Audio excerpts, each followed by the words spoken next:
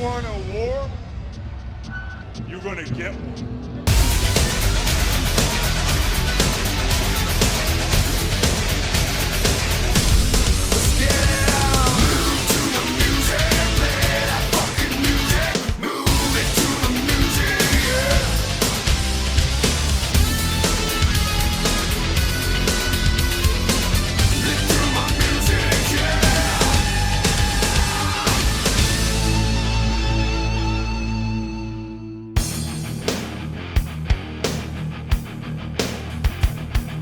Hey yo soldier, welcome back to Reliving the War and welcome to the 19th of March 2001. Tonight we've got Raw in Albany, New York while Nitro's in Gainesville, Florida. Make sure you've checked out both the Greed and SmackDown videos before continuing on here. We have only this week and next week to go before WCW closes its doors for good, so if you want the full picture, make sure you're keeping up with the video uploads. The final episode of Thunder will get covered alongside SmackDown getting covered once again, and then after next week's Reliving the War, it's WrestleMania 17. So this is it everyone, the journey is now almost over. The voting for Reliving the Awards is also closed. Thank you to everyone who took part. And if you're good to go, let's begin the final traditional episode of Reliving the War. Next week I'll be covering Raw and Nitro as they happen, so R1 of Nitro will get looked at before Raw went on the air. So keep that in mind too when watching next week. We open up Raw this week with the Big Show defending his hardcore title against Raven. On Nitro, the Magnificent Seven cut a promo. Nitro opened up with a little video put together by Scott Steiner. It showed a trailer park, a picture of DDP, the American flag, and this message right here. He's been on fire lately, his old Big Papa Pump. Scott, Brother Rick, Medeja, Animal and Ric Flair come to the ring and Scott says he's gonna be a nice guy tonight. He's gonna let the white trash in Gainesville mourn the loss of Diamond Dallas Page.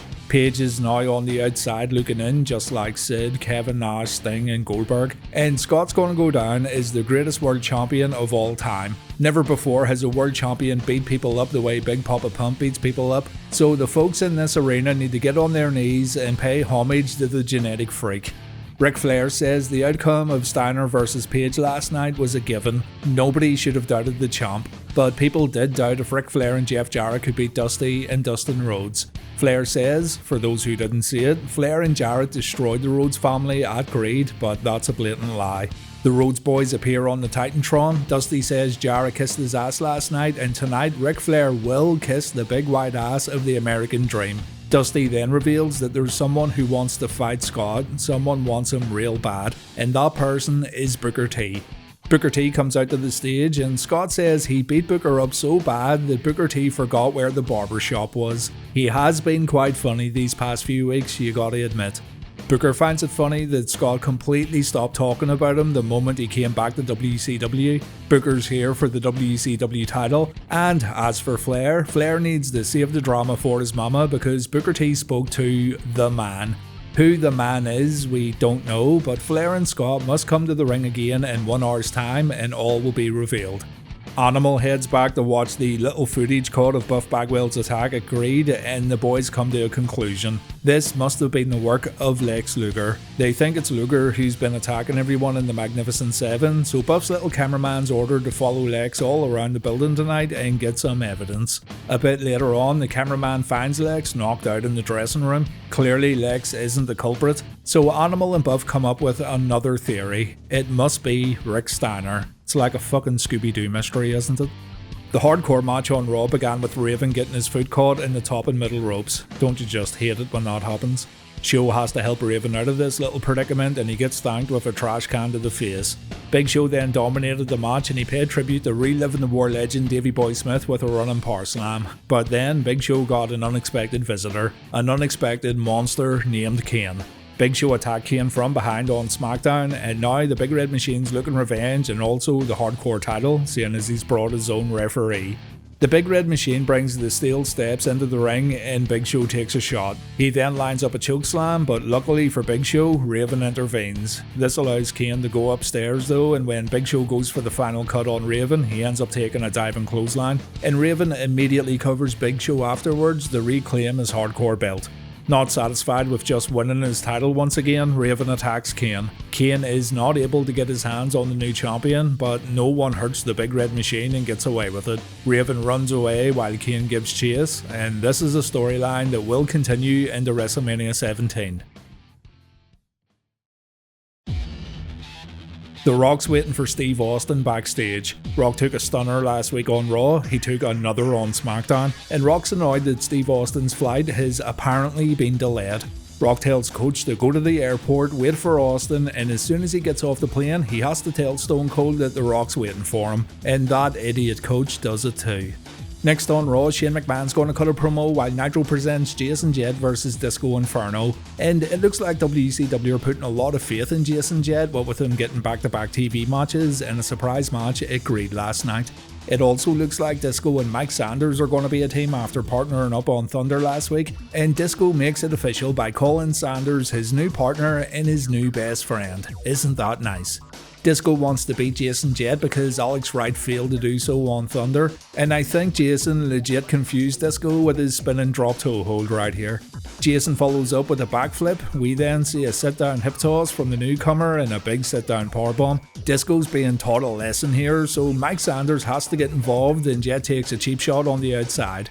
A confident Disco Inferno dances in the ring before delivering a neckbreaker and a facebreaker knee smash. That no good Mike Sanders helps Disco again while Scott Armstrong's kept busy. He even has the gall to get in the ring and do his little dancey knee drop, but Jason avoids it and Mike gets sent out of the ring. Jett performs the shockwave back elbow, which Schiavone changes to the afterburner back elbow for some reason. And Mike once again gets involved when Jason performs a Northern Lights. Mike's interference doesn't work, he gets sent out once again, and our match ends with a crash landing from Jason Jett. Jason is still undefeated in singles competition, and even though it's too late in the game now, it is good to see someone new getting over organically in WCW. Over on Raw, the Boy Wonder comes to the ring holding a clipboard. He must have been walking around backstage pretending to be busy. Or maybe that's a match contract, brother. Shane says it's been a thrill ride being the son of Vince McMahon. In Playgrounds, he used to brag about how tough his dad was. He saw his dad being ruthless in business and ruthless in the ring, while Shane watched his dad's journey every step of the way. Austin, Rock, Mick Foley, even Ted Turner, none of these guys could stop Vince McMahon. But Shane wonders if Vince wants to play. He wonders if his dad wants to play at WrestleMania. Shane does indeed have a match contract. All Vince has to do is walk down the ramp and sign it. But instead, Stephanie comes down and she reminds Shane that the McMahon family have enough problems as it is. Shane may be worried about Big Linda, but Vince is doing what he's doing for his children's own good. So Shane needs to rip the contract up and forget about WrestleMania. Stephanie warns Shane that he could lose his inheritance, but the Boy Wonder doesn't care. No chance in hell Ben plays in the arena, and Vince appears on the entrance stage alongside his special friend Trish. Vince gets a good ovation here, by the way, but as soon as he tries to speak, the fans chant asshole. Vince says Linda's sitting at home right now watching Shane like this, completely stoned to the conkers. And Vince says he can't believe his own son would challenge him to a match. This little knobhead challenged Vince when he was 16 years old, 18 years old, and 24 years old. Each and every time Shane came up short, and Shane forgot that his dad was Vincent Kennedy McMahon. It looks like Mr. McMahon's going to fight Shane as he sends Trish down to grab the contract. Vince gets the paperwork and he takes a walk around the ringside area while trying to goad his own son into fighting him. The contract gets signed as JR acts as a witness, and Vince confirms the match will be happening at WrestleMania 17. Vince wants to get a piece of Shane before their battle in the Astrodome though. He takes his time removing his jacket, and just as Vince was about to step in the ring, Triple H shows up and Shane gets annihilated. Stephanie stands back as her husband beats up her brother, and just when we think Vince is showing some compassion, he instructs Hunter to pedigree his own son. What a bastard. Vince gets in Shane's face and he says he'll never forgive Big Linda for giving birth to Shane. He then reveals Linda's going to be in his corner at Mania so she can see her own son get his ass beaten. And the beatdown doesn't end here as we head backstage for more brutality. Triple H is still beating Shane up, and some of the bumps Shane's taken here look like they would hurt quite a lot. He's just throwing himself into doors and shutters. Triple H puts Shane back in his limo, and Vince ruins the whole thing with this crappy chair shot. But there you have it, Shane McMahon versus Mr. McMahon at WrestleMania. I wonder how Shane's going to retaliate next week on Raw. The Dudleyz were scheduled to take on the Hardy Boys next on Raw for the tag titles, but after Matt and Jeff came to the ring, Edge and Christian showed up on the entranceway. Edge is back after his injury at No Way Out. Edge says the Dudleyz aren't here yet, they blew their chance, and so the Hardys should now defend their tag team titles against ENC. The Hardys agree, they have a very short match, and about 1 minute in, the referee takes a bump when the Hardys try poetry in motion. The referee being out meant Lita could interfere with a diving Hurricane Rana, and Edge can pair back with an Edge-o-matic. Still, Matt hits Edge with a twist of fate, and Jeff performs a Swanton Bomb. But then a newcomer arrives to the WWF by the name of Rhino, the final ECW champion. Jeff Hardy gets scored, Edge and Christian win the tag team championships, and the fans are left dumbfounded by this pretty significant turn of events. Edge, Christian and Rhino head back to the locker room. Edge and Christian tell Rhino he can go back to the hotel while the new champions hang around the arena a bit longer. And Rhino, acting like an animal and just repeating what's being said to him, leaves the building while letting the champs celebrate. Next on Raw, we've got backstage shenanigans plus a very short Tazz vs Steven Richards match. On Nitro, it's Billy Kidman vs Sugar Shane Helms. New Cruiserweight champion Shane Helms says he promised himself and his friends he'd win the championship at Creed, but he admits there's a slight blemish on his road to the gold. He became #1 contender at Super Brawl Revenge, but he wasn't initially supposed to be in that match. Billy Kidman was. So Shane wants to prove he can beat Billy, and he challenges him to a match tonight on Nitro. The match begins with a head scissors that sends Shane out of the ring, but it's the champ doing all the damage by the guardrail. Shane gets in the ring only to dive right back out again, and we see Shane's crossbody before Billy tries a Kid Crusher. He can't perform the move, but he does perform a back suplex. Shane then walks into a BK bomb. Kidman follows up with a reverse suplex as the champ's not looking so hot right now, but Shane manages to come back with his running neckbreaker. He then goes for the Nightmare on Helm Street, it gets countered. Billy goes for the Tornado Bulldog, it gets countered too. And our match ends with a vertebreaker from Sugar Shane for the 1-2-3. Nothing wrong with what happened in the ring here, I just wish it was a bit longer. That's what she said. Shane gets attacked by Chavo Guerrero and new Cruiserweight Tag Team Champions Elix Skipper and Kid Romeo. Rey Mysterio runs down to lend a hand and Kidman also helps Shane out. It all ends with the babyfaces coming out on top and Chavo takes a sugar smack. So there you go. Right, so The Undertaker arrives to Raw, and after what happened on SmackDown, he's pissed off. Regal approaches the dead man with a bunch of dirty coppers, and the commissioner's here to serve the dead man with a restraining order. The order is not against Regal, it's not against Triple H, it's against Stephanie McMahon. And if Undertaker comes within 25 feet of the lovely Miss McMahon Helmsley, Taker will get arrested on the spot. Undertaker says no problem, he'll sign the papers, but he wants to have a little heart-to-heart with Regal later on. You see, Taker knows it was Regal who dropped the dime on him on SmackDown. He knows Regal called the cops, and the way Undertaker sees it, snitches are a dying breed. Triple H pays Regal a visit in his office and the game's scheming. He wants a match against Test for some reason, and Regal's a bit hesitant to book it. Not sure why, seeing as he couldn't wait to book Eddie Guerrero versus Test on SmackDown, but Triple H gets his match before he goes off to confront the Big Show. Hunter knows Big Show's annoyed about Kane getting involved in his match, and the way Triple H sees it, the best way to get to Kane is to go after the American Badass. We'll come back to this later on, but we go to the airport where Jonathan Coachman's waiting for Steve Austin. Stone Cold's due to arrive at 10 PM and Coach will be here to greet the Rattlesnake when he disembarks his plane.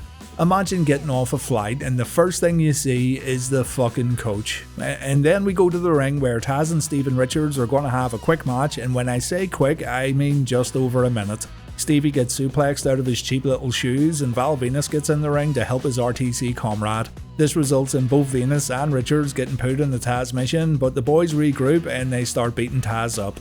It's here when The Rock shows up to help Tazz out, but after Tazz took out Stevie and Rock took out Venus, the WWF champion planted Tazz with a spine buster and the human suplex machine decided to get out of the ring. Rock grabs a microphone. He says he wanted to say something to Austin's face, but seeing as Stone Cold isn't here, the Great One's going to say it anyway. Austin delivered 2 Stone Cold Stunners to the champ. The night where The Rock wants to face Austin, the Rattlesnake conveniently has plane troubles. But what Austin really has right now is Rock troubles. Rock tells Austin to enjoy the rest of his flight because the second Stone Cold steps into the arena tonight, his candy ass belongs to The Rock. JR informs us that Rock's actually facing Chris Benoit and Kurt Angle tonight in a 2-on-1 match, so it looks like he's going to have a busy night.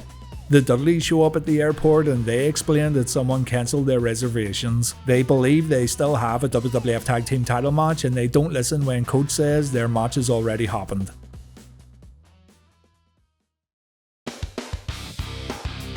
Bam Bam Bigelow got himself a rematch against Shawn Stasiak on Nitro, and after their match agreed, I never want to see these two compete against each other ever again in my life. Stacey came out to introduce the mecca of motherfuckers himself, and Shawn cut another incredibly basic and generic promo about how good he is, how he beat Bigelow last night at Greed, and how all the fans are fat, disgusting losers. During the match, Stacey tried to give Shawn her little can of hairspray again, or whatever it is. Shawn was unable to grab it, but what he did grab was some greetings from Asbury Park, and Bigelow wins via pinfall. After the bout, Shawn reveals he wants to have yet another match with Bigelow, and he wants the match next week. My god. And Bam Bam says he'll only wrestle the match under one condition. If Stasiak loses, Shawn has to get a tattoo courtesy of Bigelow. Some people would pay good money for a tattoo, but not sure how good of an artist Bam Bam Bigelow is. Stasiak thought Bigelow was talking about Stacey, but no. Bam Bam's going to tattoo his name onto Stasiak's arse cheeks, I presume, if he beats him next week on Nitro. And yes, this is a match that takes place on the last ever Nitro to air on TNT. Schiavone then announces that Eric Bischoff's going to call into the show with some big news. So next we're going to hear Eric announce the final episode of Monday Nitro while the WWF presents Tazz vs Triple H. So Scotty Steiner, Ric Flair and Medeja head to the ring. There's a table set up and the Red Rooster Terry Taylor's here too, so this must be serious. Taylor has some paperwork. Whatever's happening here, it's going to involve a match getting signed. So here comes Booker T, and Booker tells Flair and Steiner to shut up and listen. Eric Bischoff's going to address the future of WCW and the World Heavyweight title. For those of you in the arena and all of you watching around the country this evening, I very much would have chosen to be there tonight in person if I could be, but given everything that's going on tonight, that's just not possible. Many of you may know that for the past 6 months I've been working with a group of people whose goal it was and is to acquire World Championship Wrestling and to grow it once again to become a competitive, dominant wrestling organization worldwide. But recently we've hit a couple roadblocks that may be, in fact, brick walls. And while it is still in my power, I want to do something befitting what could be very well the last night of wrestling on the Turner networks. Given the fact that wrestling has been such an important part of Turner's history over the past 29 years, I've been thinking over the weekend of what I could do to provide as exciting of a program that this historic event should be. To that end, I want to make an announcement now that next Monday night in Panama City is indeed going to be a night of champions. By that I mean every championship will be up for grabs, starting with the World Cruiserweight Championship, the Cruiserweight Tag Team Championships, the World Tag Team Championships, the U.S. title, and the World Heavyweight title will also be up for grabs next Monday night in Panama City. And Scott Steiner, Booker T, I want you to be aware now that your match is going to be a title versus title match. The contracts are prepared. A WCW representative is standing by to make sure that the contracts are executed. Read them carefully, sign them. Be prepared to defend your titles next Monday night.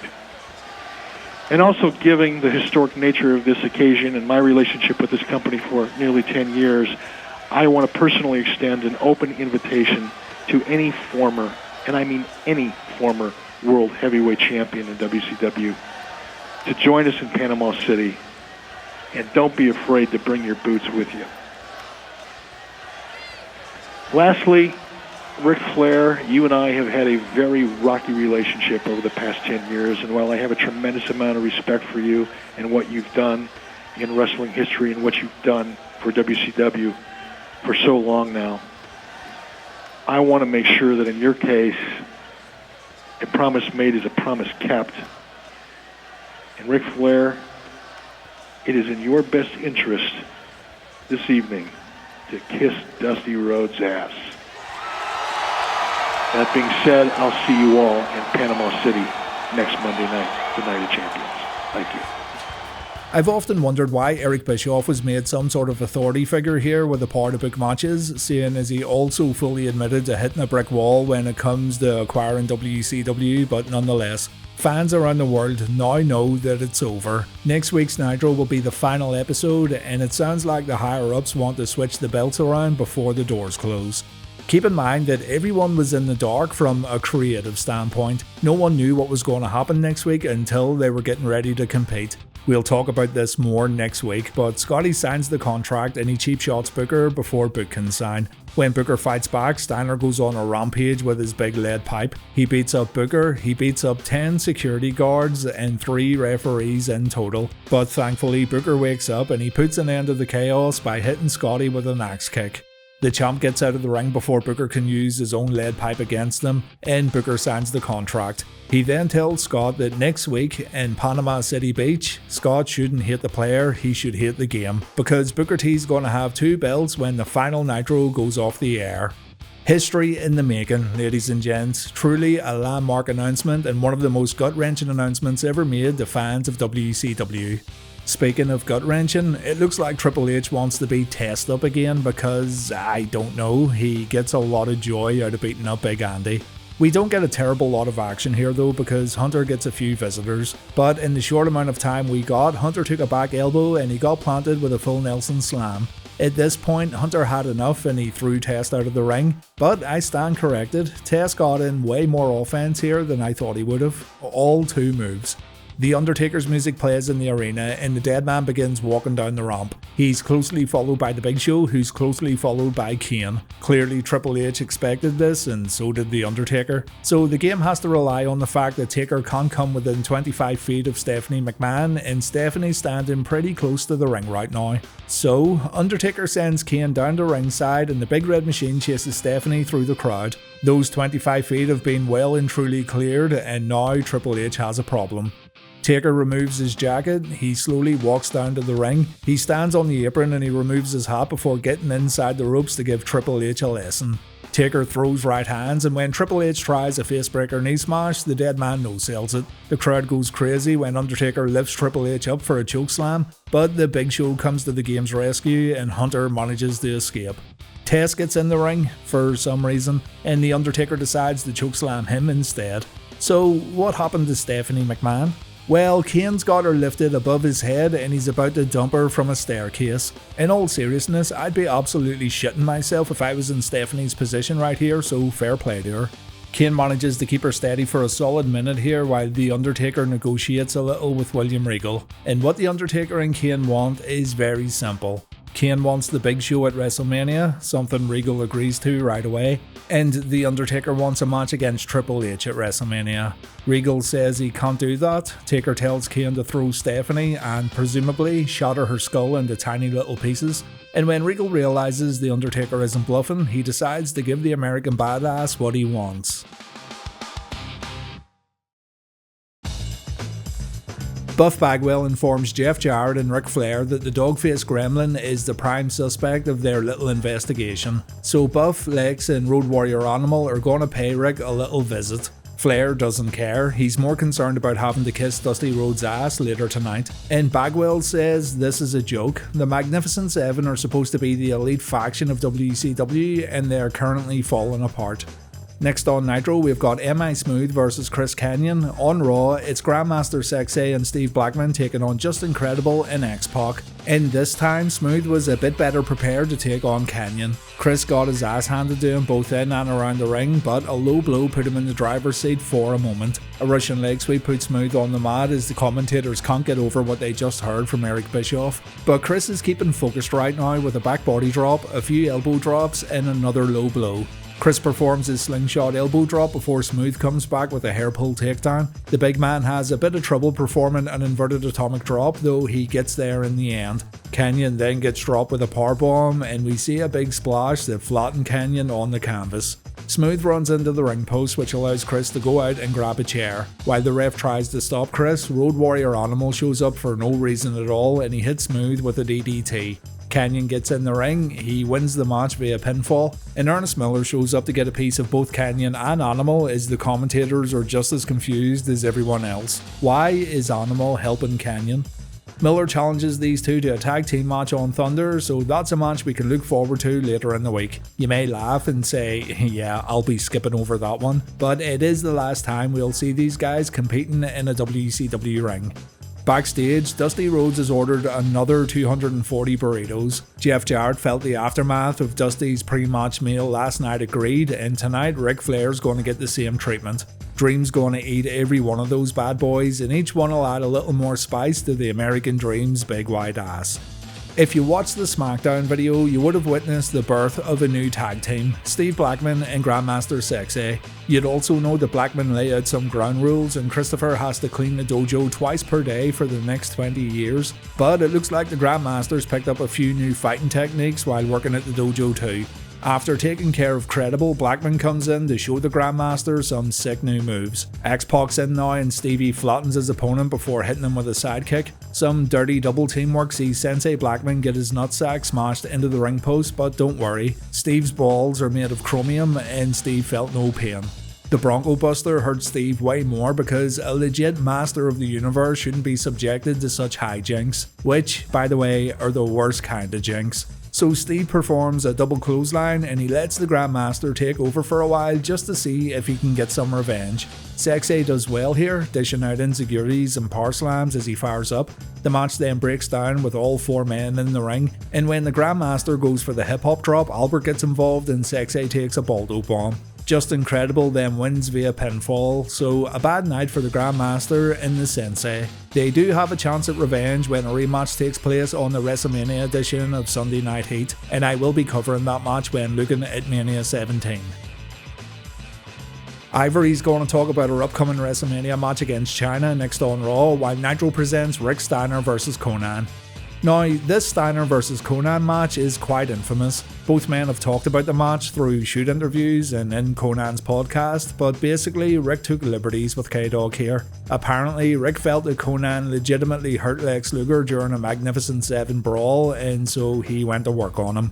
Now, that being said, when you watch it, it's really no different than any other Rick Steiner matches we've watched in Reliving the War. Rick's been working snug for quite a while now, and I guarantee you, most people wouldn't have noticed anything was wrong unless both Rick and Konnan publicly talked about what happened. Though to be fair, you do catch little moments that look off, mainly when Rick has to sell for K-Dog. He stalls a little during the rolling clothesline, and we see other examples of Rick not wanting to take any bumps from his opponent.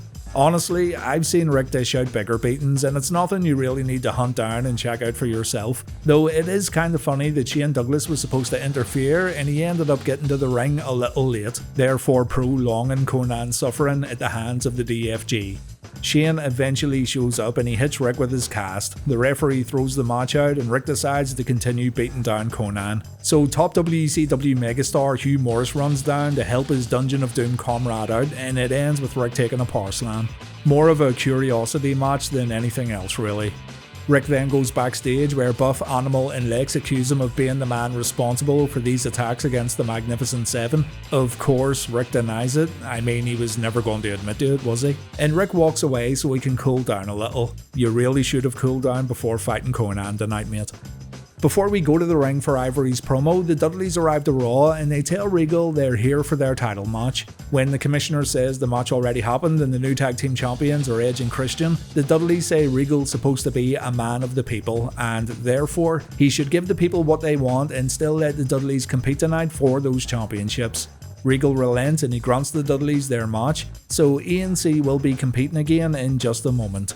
While Regal was away from his office, Chris Jericho dropped by and, well, he pissed in his tea. You heard me right, Jericho besmirched William Regal, a national treasure, by pissing in his tea. Harvey Whippleman tried to warn Regal, but Regal sees Harvey like the rest of us see Harvey. Utterly pointless and rather confusing, seeing as no one has any fucking idea what his role on TV is. Regal takes a sip of Y2J's hot piss, and the face he pulls is absolute gold. He's a funny man, is William Regal. A funny man indeed. Ivory comes to the ring with a China cardboard cutout, and she says China may not be competing at Mania 17. Her neck's way too messed up and she risks permanent injury by competing. Ivory was shocked when China challenged her at Mania, and there's nothing Ivory would like to do more than embarrass China again. So Ivory's done her a favour. She's only got the 9th wonder of the world a waiver form stating it's her own fault if she gets hurt at Mania. Ivory then remembers she's talking to Cardboard and Cardboard can't sign legal documents, but Cardboard sure can fight. So we get Ivory versus Cardboard live on Raw, and Ivory's in control.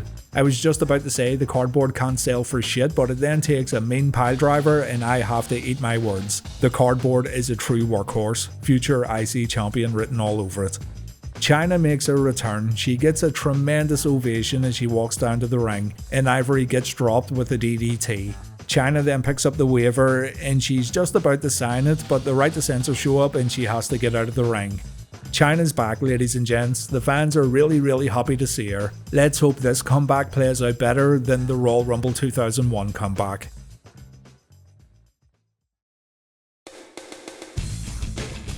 Piss drinker William Regal feels so disrespected by Chris Jericho that he puts Y2J in a match against the Commissioner himself at WrestleMania. Jericho's also going to team up with The Rock tonight to face Benoit and Angle, though Regal's also going to join the heel team for our main event later on. Steve Austin's just arrived at the airport. Coach tells him The Rock called him out tonight on Raw, and Austin says he's on his way to the arena right now. He also tells Coach to grab his bags. Poor guy got the short end of the stick tonight, didn't he? Over on Nitro, meanwhile, Ric Flair's growing increasingly worried about potentially kissing Dusty Rhodes' ass tonight, but I wouldn't worry about it too much, mate. Someone just drank urine on Raw, so kissing your old buddy's butt cheek might not be all that bad. Tag matches on both shows next as Team Canada take on Palumbo and O'Haire on Nitro, and the Dudleyz take on Edge and Christian on Raw. The Nitro match was not for the tag team titles, but Storm and Awesome should be due a title shot soon, seeing as they got the pinfall win here. And I honestly think this was a mistake. Not that it matters much now, seeing as WCW's pretty much dead in the water. But O'Haire and Palumbo squashed Lex Luger and Buff Bagwell last night at Greed. Why they couldn't do the same here tonight, I'm not sure, but I suppose it gives Lance and Awesome a chance to get noticed a bit more before WCW closes for good. The closing moments of the match saw Shawn pulling off a modified Death Valley driver on Lance while Palumbo countered a Hurricane Rana attempt with a powerbomb. O'Haire then got the opportunity to take Awesome out with a Shanton bomb, but Lance made the save before trying to bring some chairs into the ring. Palumbo stops Lance with a jungle kick, but he doesn't stop Awesome hitting him from behind, and Mike picked up the pinfall win following an Awesome bomb.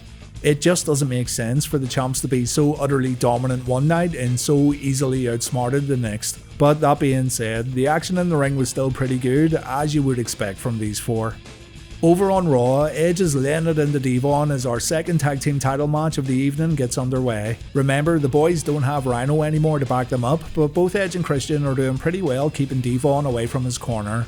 Bubba gets the hot tag following a failed middle rope attack from Christian, and I'm not sure if it's because the fans already witnessed the tag team title match earlier on, but they're pretty flat right here. Bubba cleans house with back body drops and sidewalk slams. Edge then inadvertently spears his own tag team partner, and this allows the Dudleyz to perform the was up headbutt. It's already time for Devon to go out and get the tables, but the tag champs stop this from happening thanks to a baseball slide from Edge. It's at this moment when Little Spike Dudley makes his WWF debut. The runt of the litter marches down to the ring and he drop kicks a chair into Christian's face. This gets followed up with the Dudley Dog and Spike runs away before Edge can get his hands on him. The 3D from Bubba Ray and Devon follows, and that means, for the second time tonight, we have new tag team champions. The Dudleys are champs once again, and they're going to walk into WrestleMania holding those belts. Kurt Angle tells Chris Benoit he needs to lock in the Crippler Crossface to set The Rock up for the ankle lock. Benoit wants to make sure he heard Angle correctly, and Kurt's like, "Yep, you got it." Benoit doesn't seem amused. Benoit, Angle and Regal face The Rock and Chris Jericho in our Raw main event. On Nitro, Ric Flair gets ready to kiss some butt cheeks. The heel team make their way to the ring first on Raw. Jericho comes out holding a microphone and Y2J wonders what Regal's favourite letter of the alphabet is. Yeah, it's P. How juvenile.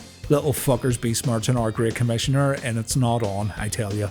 Jericho gets whipped into the corner and, jeez, okay lad, tell us how you really feel. Y2J comes back with his one-handed bulldog and Regal tags in Benoit. So we've got Jericho performing a nice hip lock takeover before tagging in The Rock. Rock lays the smackdown and Chris goes down following a back elbow. A kitchen sink puts Rock in his place, and it was so nice Benoit done it twice. In comes the Olympic gold medalist to take a Samoan drop from the WWF champion, and Y2J comes in again for a forearm smash before Angle gets beaten up badly in the corner. Angle has to cheat to get the upper hand. It's a low blow from Mr. Integrity followed by a German suplex. Jericho's been softened up and so Regal wants to come in and get some revenge. And this is exactly what happens as Regal beats the hell out of Y2J. That'll teach you to piss in someone's tea. Benoit's now in for a few hard chops. Jericho's being kept in the heel corner and the bad guys make quick tags as we build towards the babyface hot tag. Absolutely nothing extraordinary here, so let's just jump forward to Jericho's break. It's a spinning wheel kick from the IC champion that allows him to tag in The Rock, and Rock, as expected, dominates everyone. Benoit takes an overhead throw, Angle and Regal get knocked off the apron. Kurt then has to make the save after Benoit takes a DDT, and Benoit has to make the save when Regal gets put in the walls of Jericho. Jericho and Regal end up fighting on the outside, which allows Angle and Benoit to focus on The Rock. The WWF champion finds himself in the crossface and the ankle lock at the same time, which I'm sure must have really hurt. But thankfully Jericho came back in to make the save. Regal grabs the WWF title, he hits Jericho with it, and there's nothing The Rock can do about it either. So Regal gets himself a pinfall victory, and after the bell, the WWF champion gets annihilated by all three of his opponents. Stone Cold Steve Austin shows up and Austin isn't here to help The Rock. Instead, he's beating everyone up to try to get to The Rock. He does manage to hit Angle with a stunner and he then goes for the champion, but Rock nails Stone Cold with his WWF title and the Rattlesnake's been knocked out. Rock then has to get rid of Benoit before he can go back to Austin, and when the ring gets cleared, the Great One plants his upcoming WrestleMania opponent with a rock bottom. JR makes it clear that The Rock did what he promised to do tonight by getting revenge against Stone Cold, so it's going to be interesting seeing where this goes when we check out SmackDown. Over on Nitro, Ric Flair's talking about how he's the CEO and he doesn't need to kiss anyone's ass on live TV. He wants Dusty to come out now so he can refuse his kind invitation right to his face, but instead he gets young Dustin. Dustin wearing chaps and what looks like a massive ball bag pouch. Looks like he's packing Squidward's nose down there. Dustin introduces his daddy and out comes Dusty with his big wide ass. If you didn't get the joke then it's literally spelled out for you. Ric Flair wonders what this is because he's 1. Stupid and 2. Illiterate, but Dusty makes it clear that Ric Flair's gonna kiss this beautiful animal. Old Silver Dollar wants a smooch and it was Silver Dollar who ate those burritos earlier on. Rick, trying his best not to laugh, says he's not going to do it and instead he wants Jeff Jarrett to do it. Jarrett's like, nah mate, I'm not doing your dirty work, and the two shove each other as it appears the Magnificent Seven is once again breaking down. This, however, was a setup. The boys just wanted to get their hands on Dustin, so Daddy Dusty comes down to even the odds. The bad guys get the upper hand as they get out of the ring and fight up the rampway, but Dustin joins in again and this leads to Flair and Jarrett finding themselves in a bad spot. Both guys end up kissing Old Silver Dollar's rear end, and yeah, quite the way to end Nitro this week, wasn't it? Compare it to the Austin and Rock stuff that ended Raw, it's not great at all.